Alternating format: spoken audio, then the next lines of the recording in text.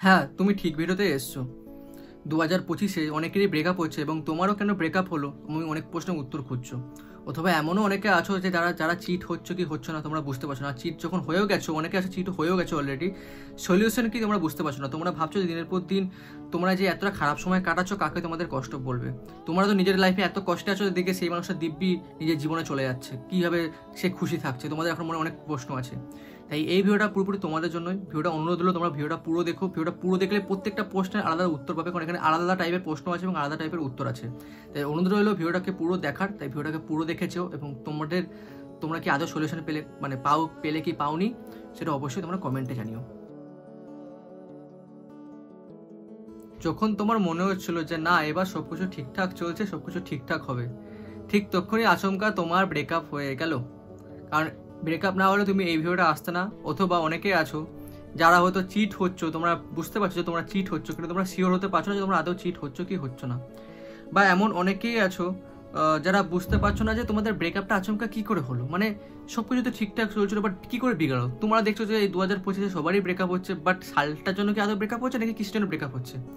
অনেক প্রশ্ন মনের মধ্যে চলছে, অনেক মানে তোমরা মনের মধ্যে অনেক কিছু নিয়ে বসে আছো। এমনকি তোমাদের এখন এমনও দিন যাচ্ছে যে তোমরা কাউকে বলতে পারছো না তোমাদের মনের ব্যথাটা। তোমরা দিনের পর দিন, রাতের পর রাত তোমরা মন খারাপ করে যাচ্ছ, তোমরা একাকিত্বে পড়ে যাচ্ছ। তোমরা বুঝতে পারছো না কাকে বলবে। তোমরা সবার সামনে হাসি মুখে থাকা নাটক করছো, বাট ভেতরে যে কষ্টটা তোমরা কাউকে বোঝাতে পারছো না, আর না বোঝাতে চাইছো, কারণ তুমি জানো যে তোমার সাথে কতটা খারাপ হয়েছে।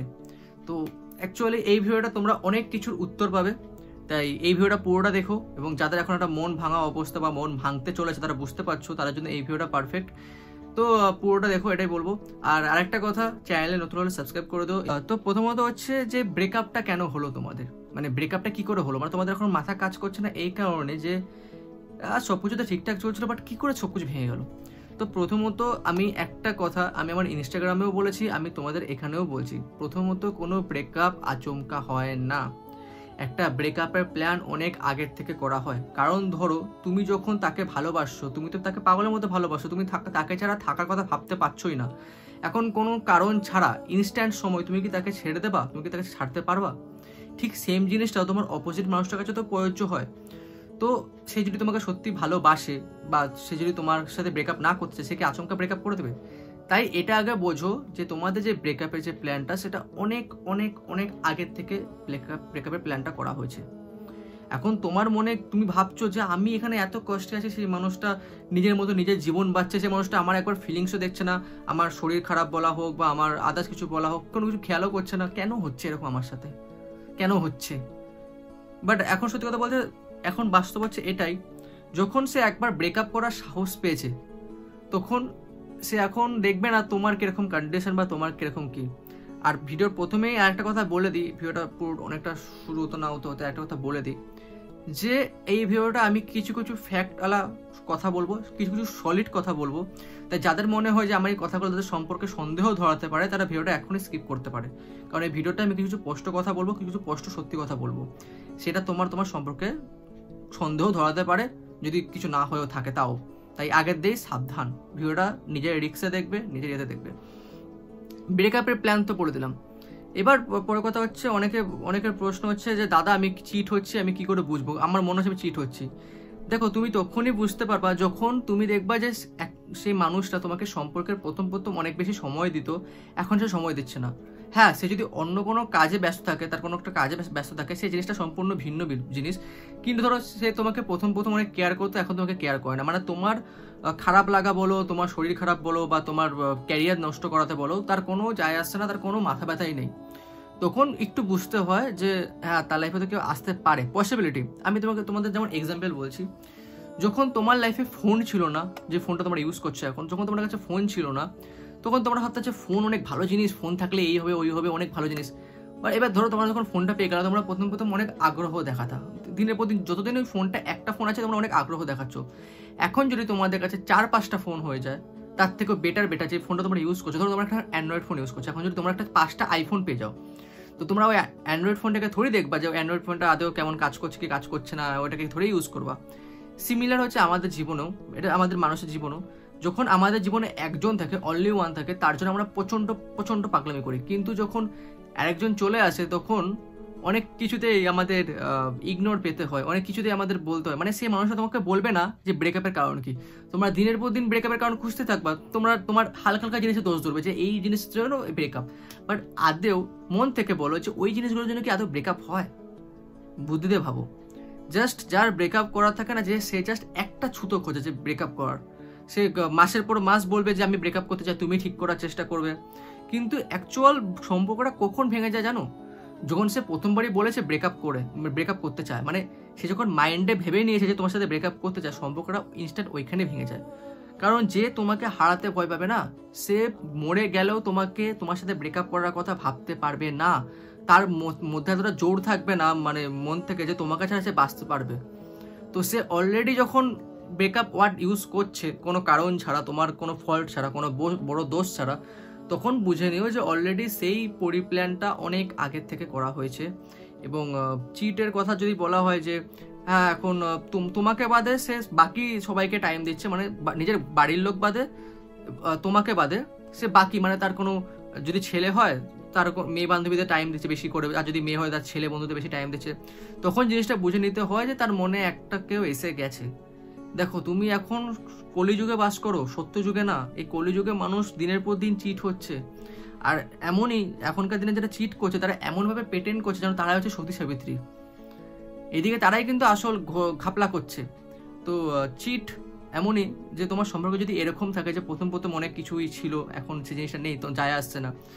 অনেক ক্ষেত্রে কি হয়, অনেক ছেলের ক্ষেত্রে, অনেক মানে ছেলে যারা মেয়েদেরকে নিয়ে টাইম পাস করে, তারা যখন একটা মেয়ের শরীর পেয়ে যায়, স্পষ্ট কথা, মেয়ের যখন শরীর পেয়ে যায় ইন্টারেস্ট চলে যায়। ভাই অনেক ছেলে আছে, আমি অনেক ছেলেকে দেখেছি, তখন সেই ছেলেটা চাই হচ্ছে নতুন মেয়ে। এবং অনেক মেয়েও আছে যারা আগে যে ছেলেটার সাথে প্রেম করতো, অনেক টাকাওয়ালা ছেলে পেয়ে যায় এবং তার আগে ছেড়ার পরে ইন্টারেস্ট আসে না। তো দুই দিক দিয়ে, না ছেলে ঠিক না মেয়ে ঠিক এখনকার দিনে বেশিরভাগ। যে অল্প সংখ্যক মানুষ ঠিকঠাক আছে তারা এখনকার দিনে আঘাত পাচ্ছে, অ্যাকচুয়াল ব্যাপারটা তো এটাই হচ্ছে। তো সিমিলার যদি তোমার সাথে তোমার সম্পর্কে এরকম কোনো কিছু হয়ে থাকে যেটা যেন এখন সেই তোমার অপোজিট মানুষটা তোমার প্রতি ইন্টারেস্ট পাচ্ছে না, তাহলে বুঝে নিও তুমি তার কোনোদিনও ভালোবাসা ছিল না, তুমি জাস্ট তার চাহিদা ছিলে। এবার কিসের চাহিদা তুমি খুব ভালো করে বুঝতে পারছো কিসের চাহিদা তুমি ছিলে। আর পরের কথা হচ্ছে, আমি তোমাদের কিছু অ্যাডভাইস দেবো।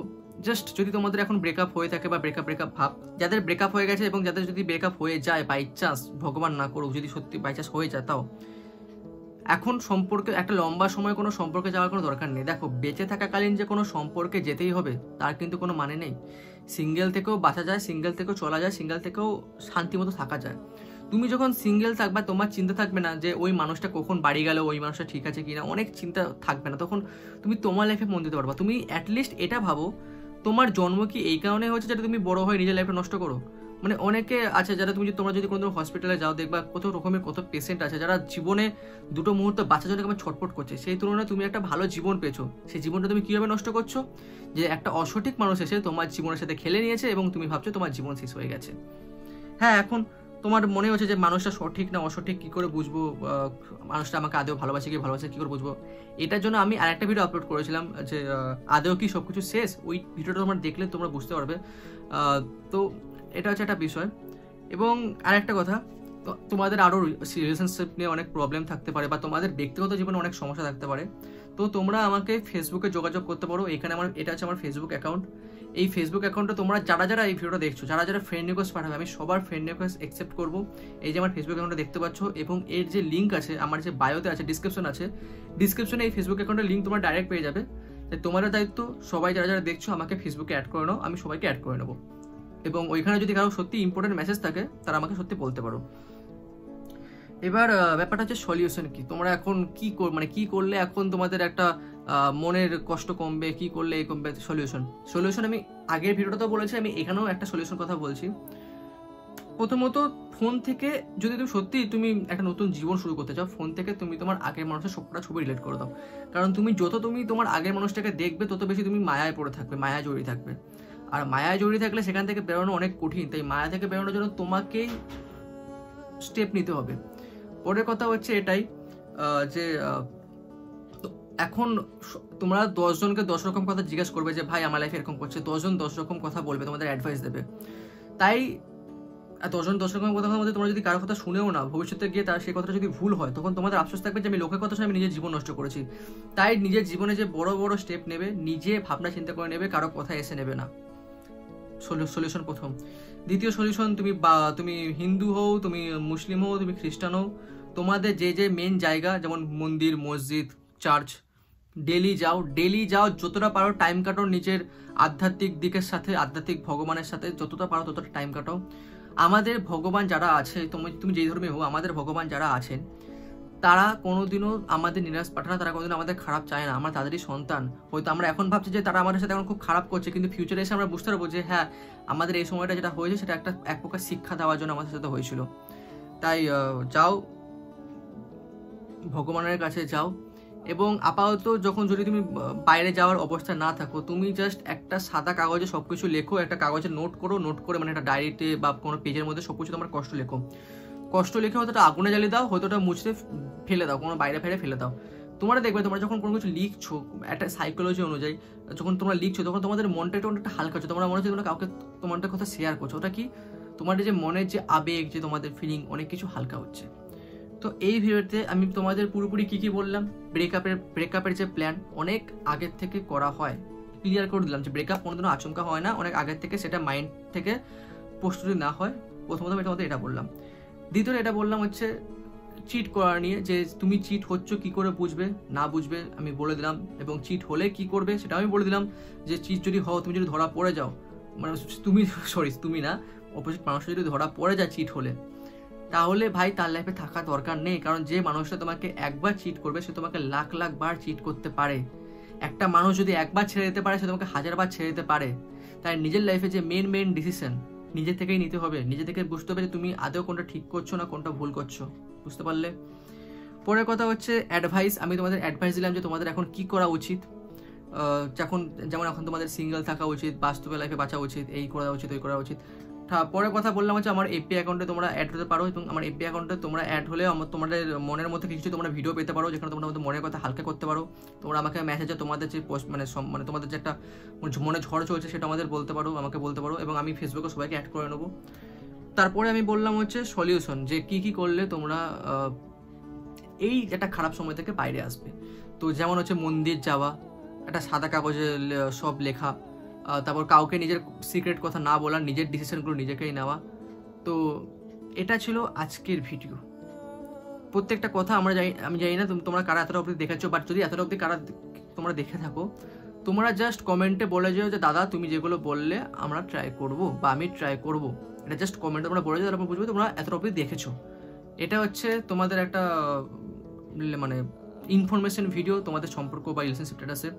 পরবর্তীকালে আরেকটা পজিটিভ ভিডিও আসতে পারে, এরকম মোটিভেশন একটা ভিডিও আসতে পারে একটা সিরিয়াস টপিকেই। তো ততক্ষণের জন্য দেখা হচ্ছে পরের ভিডিওতে। ফেসবুকে কিন্তু অবশ্যই অ্যাড করে নিও। টাটা।